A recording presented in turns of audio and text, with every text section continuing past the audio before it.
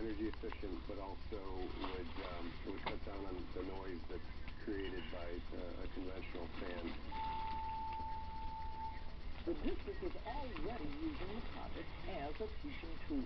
We actually have our students right now, both at Pine Grove and at the high school, involved in the design. Once completed, glass panels will be installed so students and visitors can see how the infrastructure works.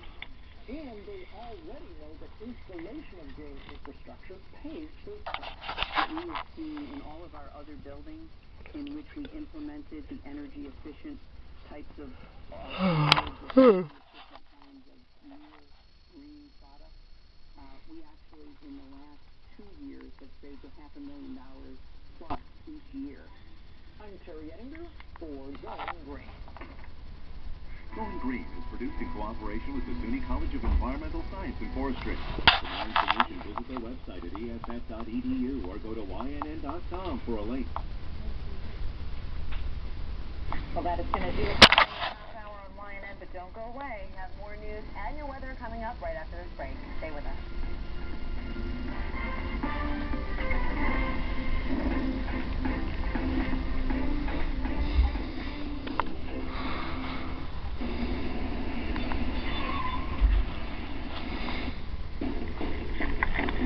Get your fur on with helpful tips from Pet Love.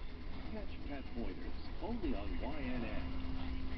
Need welding equipment and gas? Then you need Dello Welding. We're locally owned and have been supplying Central New York since 1939. We've got the right equipment to get the job done, like newer electric welders and plasma cutters, Smith equipment cutting torches, regulators, and tips, Hogan magnetic drills, and cutter bits, and a showroom full of products from other U.S. manufacturers.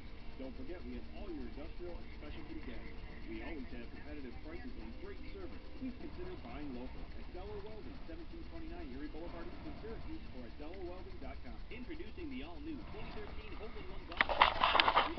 35 area courses and one resort, only $99.99.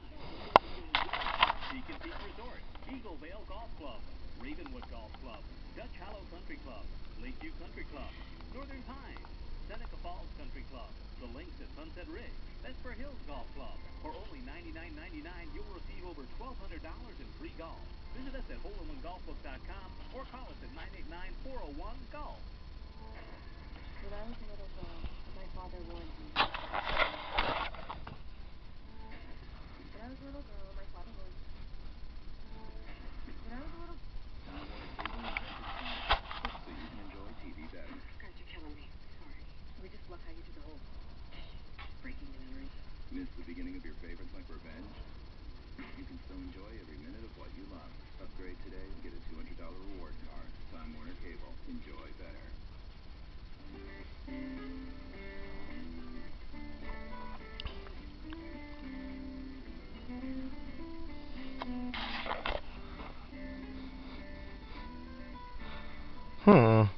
Sounds like something. I'm a fan of this.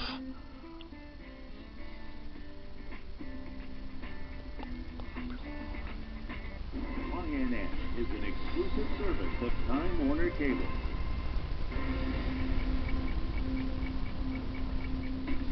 Syracuse police have charged a man in connection with a weekend homicide. This story does top your news in a minute. 29-year-old Efren Santos is now charged with second-degree murder in the death of 21-year-old Andre Rosario Claudio. No word yet if Santos is also responsible for the shooting of a second victim who remains in the hospital, according to investigators. This investigation, though, is ongoing. The 22% tax increase in the village of East Syracuse continues to be a major issue with people who live there. Some say the hike is worth keeping the police force, while opponents say they just can't afford it.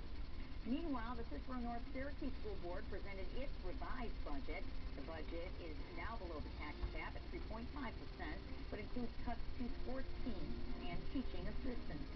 And animal rights advocates will be in Albany today for the third annual Animal Advocacy Day. They are pushing for tougher animal cruelty laws following a number of cases of abuse. Now, the only 24-hour local news for Central New York, only on Time Warner Cable. This is YNN, your morning news now. Good morning. We thank you for joining us here on YNN, Your News Now. I'm Julie Chapman. We'll get to the day's top stories in just a moment, but first, here's a look at your forecast. We are seeing a breezy day with plenty of sunshine across central New York. Highs will be in the 60s.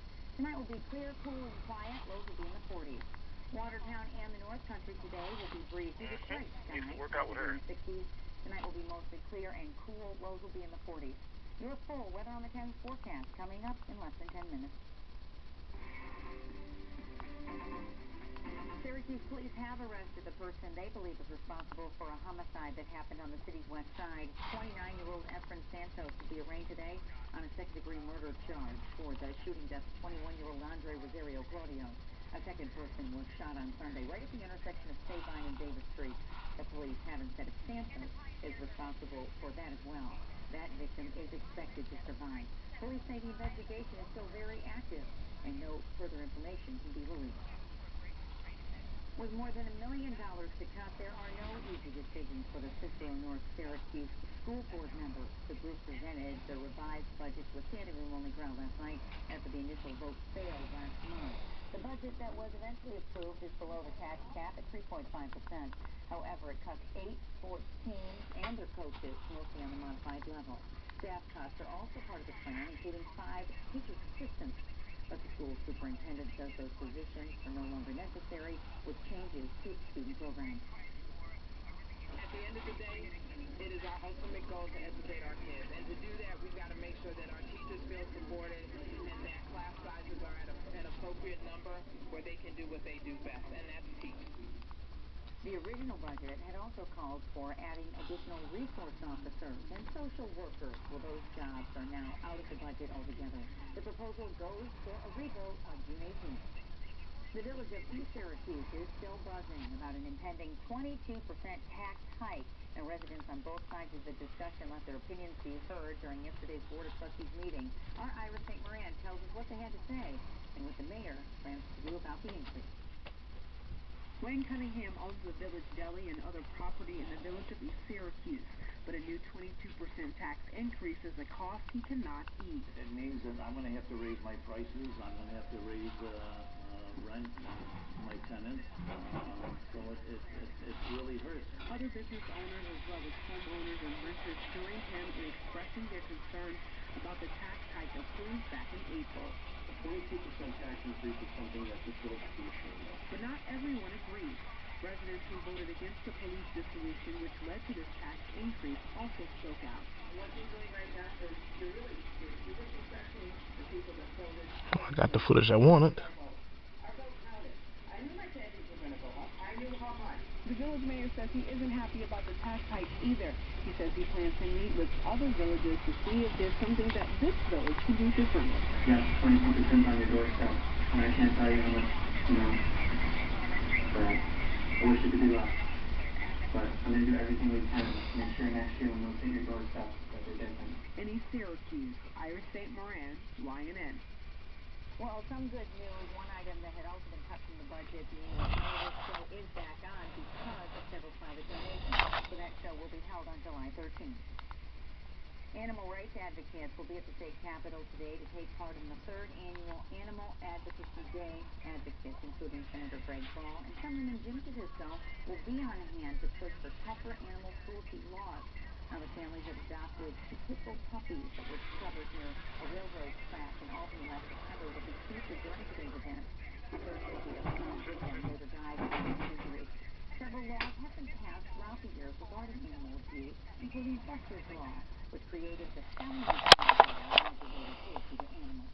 Now, earlier this year, the state legislature did pass a law that makes it a felony to kill a police animal.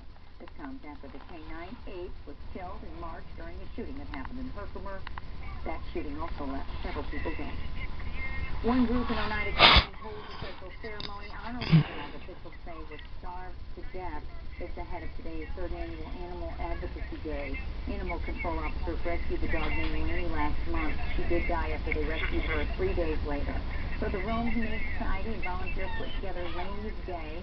They say that their goal is to honor the dog and then raise awareness. So it's a felony to kill a police animal. It's now a felony. It's now a felony to kill a police animal. It is. Uh-huh.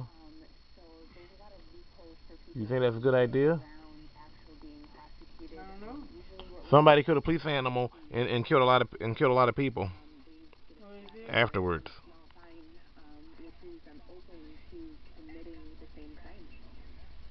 Mullaney's owner, 25-year-old Ian West, is charged with felony cruelty to animals. A new report is expected to be released today that does show the IRS spent about $15 million to hold more than 200 conferences for its employees between 2010 and 2012. This comes as acting IRS Commissioner Danny Werfel testifies to a congressional subcommittee on Capitol Hill. He says he is committed to restoring the trust of the agency and taxpayers. The agency is under fire, acknowledging some of its agents targeted conservative groups during the last presidential election campaign. Werfel says he is working to review what happened, and he is planning to change the agency's leadership. Less than 1